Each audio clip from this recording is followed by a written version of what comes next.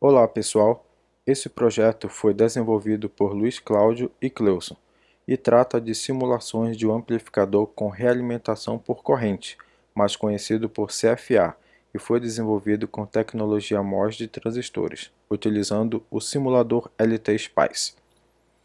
O amplificador CFA é composto por três estágios. O primeiro estágio é um amplificador diferencial.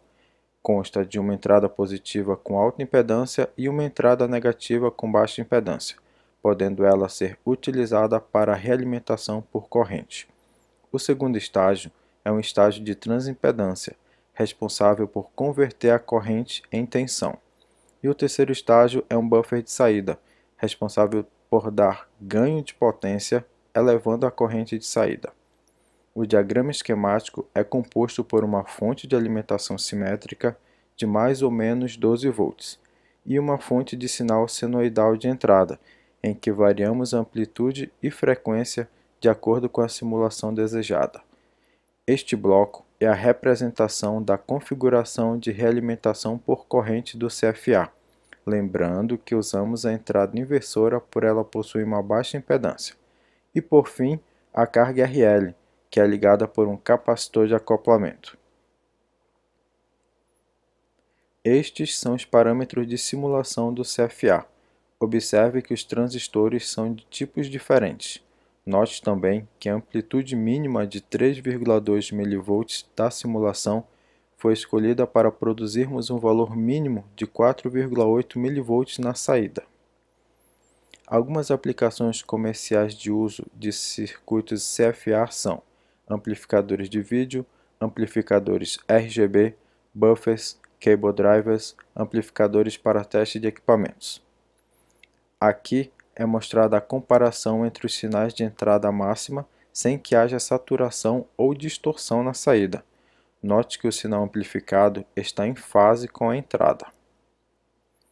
Para o valor mínimo de 3,2 mV na entrada do CFA, obtivemos uma saída detectável de pico de 4,8 mV, sendo este nível de tensão adequado para a entrada de um conversor AD de 10 bits, como o do Arduino, por exemplo.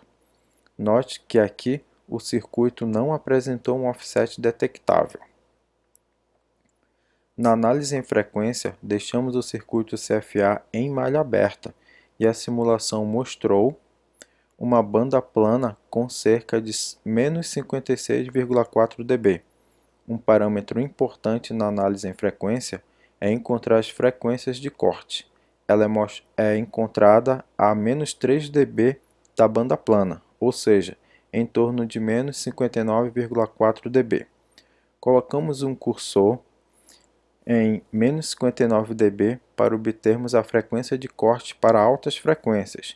No caso, encontramos 942,5 MHz.